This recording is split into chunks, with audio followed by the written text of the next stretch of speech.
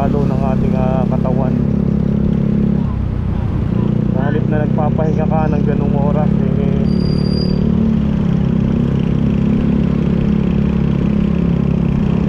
hinahabol ka pa ng traffic sa daan.